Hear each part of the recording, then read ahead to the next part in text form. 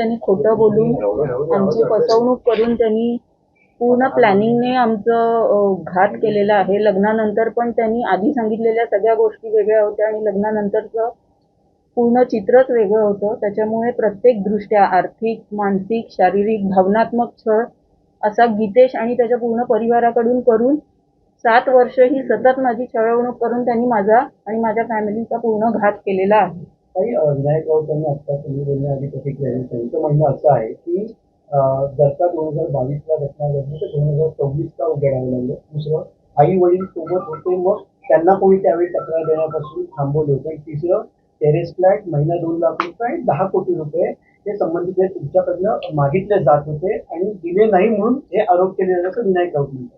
सर्वप्रथम political background असल्यामुळे, एक सबळ फॅमिली असल्यामुळे आणि मला मेनली गीतेश बरोबर चांगला संसार करण्यासाठी म्हणून आम्ही कधीच कुठलीच तक्रार केली नव्हती. या आशेवर सगळं सहन करत गेले की आज ना उद्या परिस्थिती बदलेल आणि सगळे आनंदाने राहू.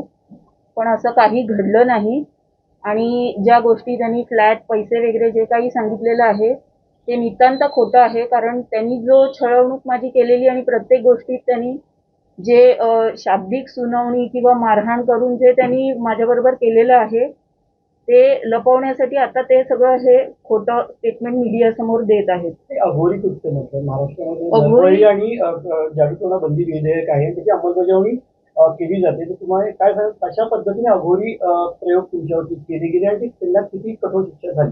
अघोरी कृत्य ॲज इन 2018 मध्ये, म्हणजे डिसेंबर 2017ला लग्न झाल्यापासून सप्टेंबर 2018 पर्यंत आमच्यात काहीही शारीरिक संबंध आले नव्हते.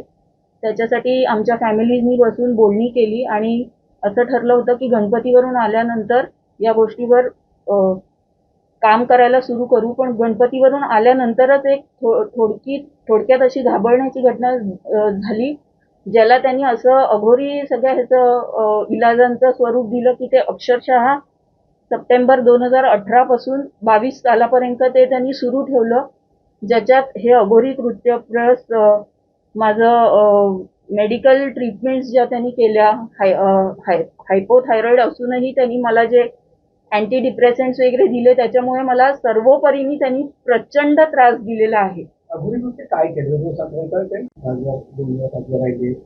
वजन आहे शिवसेनेचं, राजकीय दबाव तुमच्यावरती कशा प्रकारचा होता आणि किती राजकीय कुठल्या दुसऱ्या नेत्यांचा हस्तक्षेप होता का दबाव टाकण्यामध्ये पक्षाचा? राजकीय दबाव तर तसं तो जास्ती असण्यापेक्षा जो एक मेंटल ट्रॉमा मला दिला जात होता, एक घरच्यांकडून जे प्रेशराईज केलं जात होतं, जसं नवरा मला मारहाण करून बोललेला आहे की माझ्या वडिलांनी 2 करोड रुपये इलेक्शनसाठी लावलेले आहेत, तुझ्यामुळे त्यांच्या इमेजला जर धक्का गेला तर म्हणजे तू बघ तुझं मी काय करीन, असं सगळं म्हणजे इतकी त्याची विकृत वागणूक त्यांनी देऊन मला जे एक सर्टन असं ट्रॅप मोडमध्ये ठेवलेलं आहे की नॉर्मल लाईफ हे माझ्यासाठी नव्हतंच कधी. तो त्याच्यावरनं तुम्ही कल्पना करू शकता की काय ट्रॉमा त्यांनी मला या 7 वर्षात दिलेला आहे. विनायक राऊतांची भूमिका कशी असेल, त्यांचं वागणं कसं होतं आणि किती या गुन्ह्यात गंभीर सहभाग त्यांचा आहे?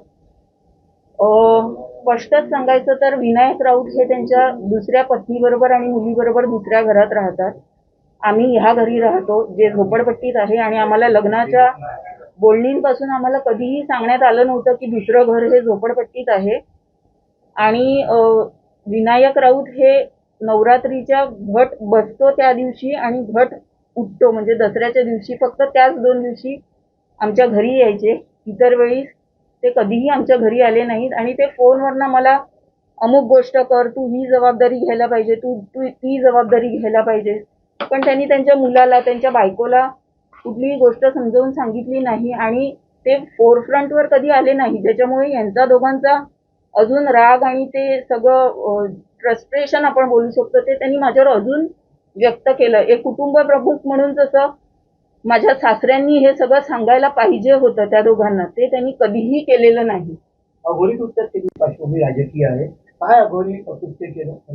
अघोरी कृत्य जसं की वेगवेगळ्या बाबांकडे इलाजासाठी म्हणून घेऊन जायचे, मग ते बाबा त्यांच्या परीने इलाज करत होते.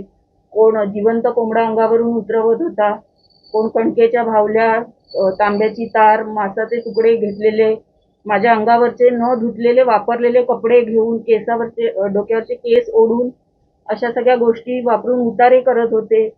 कच्चं गोमूत्र किंवा हळद खायला देणे किंवा हे सगळे देवीच्या समोरची ती जी अगरबत्तीची उदी असते ती तीर्थ म्हणून असं एवढं पेला पेला भरून प्यायला देणे, असं सगळे विचित्र प्रकार. म्हणजे फक्त त्यांच्या मुलाचं एक हे की तो शारीरिक संबंध करण्यासाठी असक्षम आहे हे लपवण्यासाठी त्यांनी हे सगळं पूर्ण प्लॅनिंग मी करून माझं आयुष्य बर्बाद केलेलं आहे.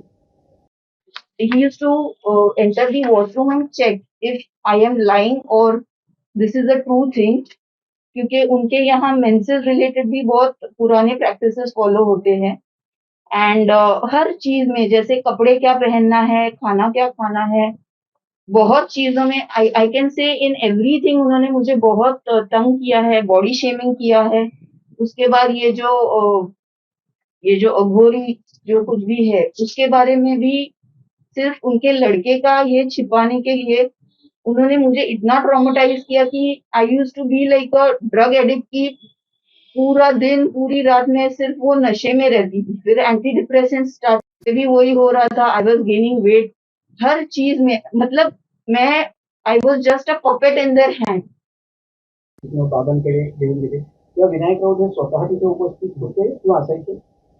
एका ठिकाणी होते, पण हे जे अघोरी जिथे जिथे आम्ही गेलेलो आहोत ते सगळे कोकण पट्ट्यातले आहेत आणि मूळतः ते सिंधुदुर्ग पट्ट्यातले आहेत आणि त्यांनी जिथे जिथे सांगितलेलं आहे तिथे तिथे आम्ही सगळीकडे हे इलाज केलेले आहेत.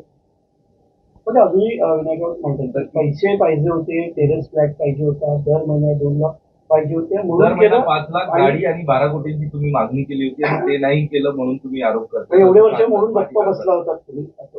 अच्छा, तर मला असं वाटतं की त्यांनी आणि सगळ्यांनी ज्यांनी मला जवळून पाहिलेलं आहे त्यांनी हा विचार करावा की मी 7 वर्ष तिथे होते. माझ्याकडे बरेच मौके होते जिथे मी त्यांच्याकडनं पैसे उकळू शकत होते किंवा काही त्यांच्या गोष्टींवर माझा हक्क दाखवू शकत होते, पण मी त्याच्यात कधीही नव्हते. आणि माझ्या सिंपल अपेक्षा होत्या माझ्या नवऱ्याबरोबर माझा सुखी संसार आणि माझ्या घरच्यांबरोबर आनंदाने नांदणं. ते त्यांनी न देता इतर गोष्टीत मला भरीस पाडून मला वेगवेगळ्या तऱ्हेने छळून माझं अपमानित असं घाणेरडं आयुष्य त्यांनी माझं केलं. आता याच्यामध्ये फसवणुकीचा 498 जो जुना 498 म्हणजे नवीन जो 85 आहे तो दाखल केला आहे. 318 सेक्शन जे आहे फसवणुकीचं ते दाखल आहे. प्लस महाराष्ट्र नरबळी जो आहे सेक्शन ब्लॅक मॅजिक ऍक्ट, तर तो त्याच्याप्रमाणे आम्ही सेक्शन 3(2) आणि 3(3) हा सेक्शन आहे. नॉन बेलेबल सेक्शन आहे. त्याच्याप्रमाणे सध्या कळतंय आम्हाला की एकाला अटक पण झालेली आहे. याच्यामध्ये आम्ही पोलिसांकडे मागणी करतो की त्यांना लवकरात लवकर अटक व्हावा. दुसरं आपण जसं सांगितलं की ते काहीतरी बाईट देतात की एवढे 3 वर्ष काय केलं. याचा मोडस ऑपरंडी जो आहे, मुलाची त्यांची क्षमता जी आहे ते त्यांना पहिल्यापासून माहीत होतं. म्हणून ते एका स्थळाकडे गेले जिथे लोअर मिडल क्लास फॅमिली आहे, बिचारी मराठी साधी माणसं आहेत ती, कुठे त्यांना पॉलिटिकल काही संबंध नाही त्यांचा, फायनान्शियली पण कॅपॅसिटी नाही, अशी त्यांनी बरोबर चूज केली. त्यांनी ती मागणी घातली आणि सर्व खोटं त्यांनी सुरुवातीपासून सर्व गोष्टी सांगितल्या.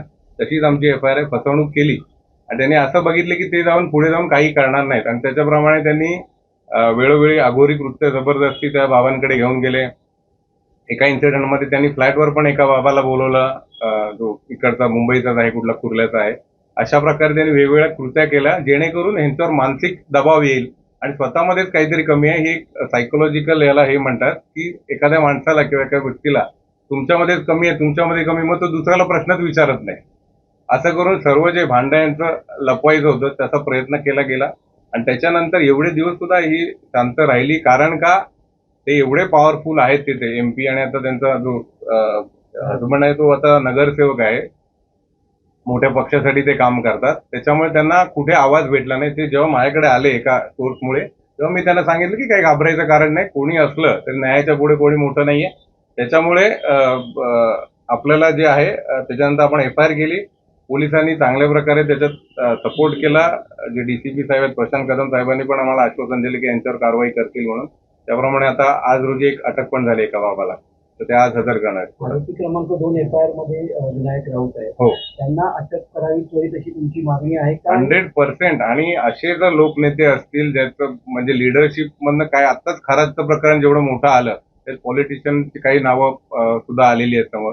मागणी सगळं तुमची अटक झाली पाहिजे का आमची विनायक अटक झाली पाहिजे. याच्यामध्ये हे अटकेतच आहे. अटक झाल्याशिवाय हा जो पुढचा तपास आहे याच्यामध्ये सबळ कारण आहेत अटक होण्यासाठी त्यांना. कोणाला विनायक राऊत असतील की पूर्ण फॅमिली जे आरोपी आहेत त्याच्यात 7-8 आरोपी जे आहेत त्या सगळ्यांना अटक होण्याची गरज आहे. त्याशिवाय तपास पूर्णपणे होऊ नाही शकत त्याच्यात. राजकीय दबाव आहे जसं काही म्हणाले तसं राजकीय दबाव असल्यामुळे अडचणी येतील का कारण माझी खासदार आता संविधानामध्ये तर इंडिपेंडेंटली पोलीस चौकशी करतात. त्यांनी आम्हाला आश्वास दिलाय, पण ते जर मोठी लोक असतात तर तसा दबाव त्यांच्यावर येऊ शकतो. माझं मीडियाच्या माध्यमातून मीडियाच्या लोकांना पण आहे की यांचं जे विक्टीम आहे ज्या यांचं म्हणणं आणि यांना न्याय मिळवून देण्यासाठी प्रयत्न करावे.